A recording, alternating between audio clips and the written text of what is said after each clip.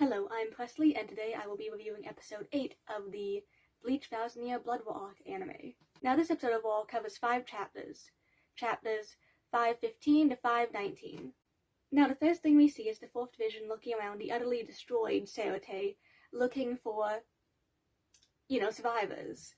And we then see Lieutenant Isane of the 4th Division clearly upset over everything that's happened. And Captain Unohana informs her that there wasn't really anything they could have done because the head captain's last orders were for them to stay in there while everything was going on outside. The opening plays, and then we see Ichigo being informed that Kisuke, Chad, and Orihime are all fine. We see Ikkaku Madarame of the 11th Division, screaming to see his captain, stating that he refuses to believe that Captain Kenpachi would lose. Hanataro comes up and offers Ichigo some medical care, which Ichigo is like, no, I'm fine, I don't need medical care. Then Shinji walks up and informs Ichigo about Rukia and Renji. Then, of course, Shinji and Ichigo head over to where Rukia and Renji are to check on them. Ichigo's just glad that, they're not dead, obviously.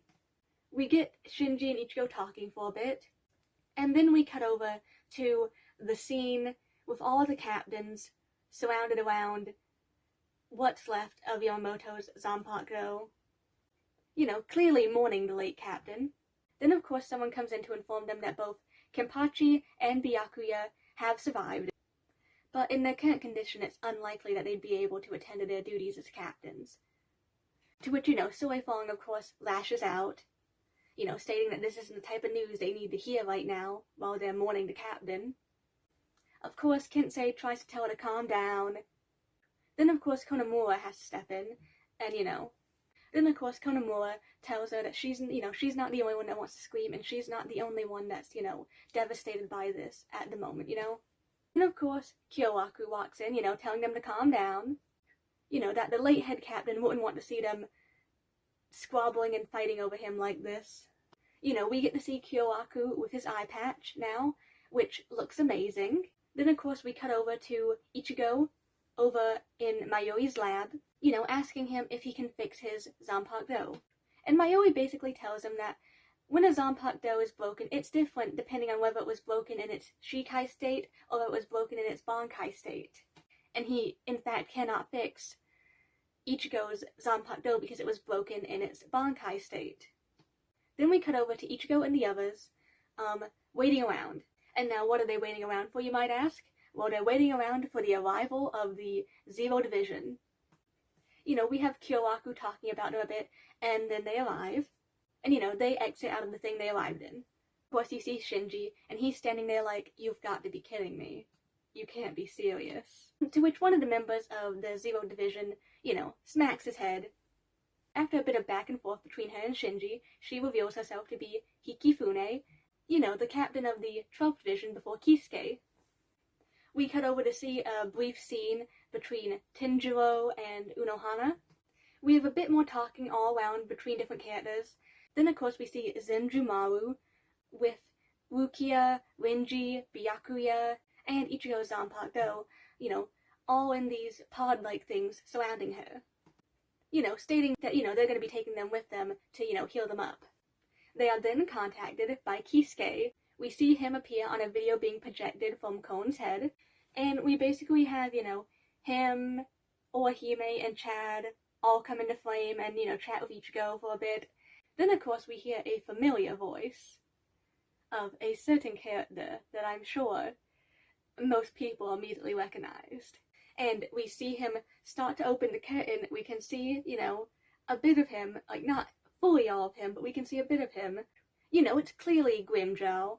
Then, of course, Kisuke immediately tries to hide the fact of who it is. Kisuke finishes talking to Ichigo, the video ends, and, we see him, talking to Chad for a bit afterwards. And with that, Ichigo decides he will head off with the Zero Division. We cut over to them being sent off by Kukaku. Then we get to see Ganju, and we get to see Tsukishima and Ginjo and the other dude, who I can't remember the name of at the moment, head off to train. Ichigo and the Zero Division arrive at the Royal Palace, we have it explained that the place in the middle is the Greater Palace, where the Soul King is, and the 5 plate-like areas surrounding it are areas meant for each member of the Zero Division. After a moment, we cut over to Ichigo in Tanjiro's hot springs. With Tanjiro explaining the purpose of his hot springs and how they work.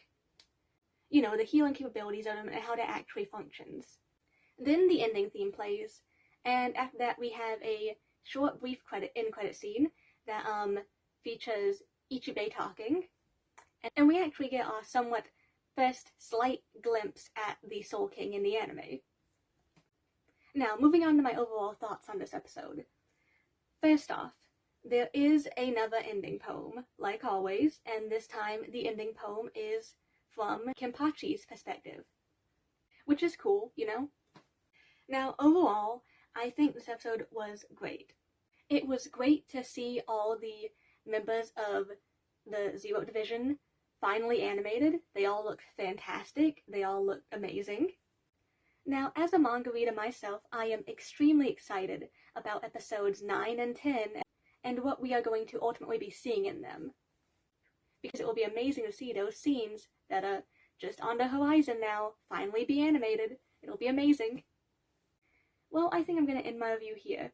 Thank you for watching. I hope you have a wonderful week, and I'll see you in the next review. Bye.